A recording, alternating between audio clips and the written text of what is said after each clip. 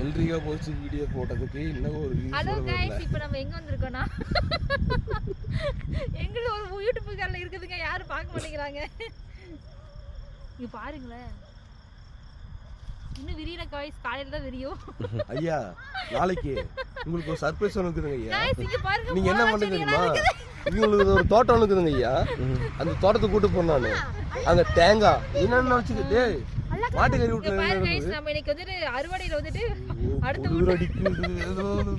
அடுத்த நோட்டா தோட்டத்துல ரெண்டு தான் பொரிச்சிருக்கோம்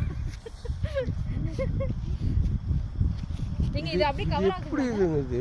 போறாங்க லைட்டிங் இதுக்கு என்ன விஷயம் போறாங்க அது தனியா தொட்டி தண்ணி ஏன் அப்படி போறாங்க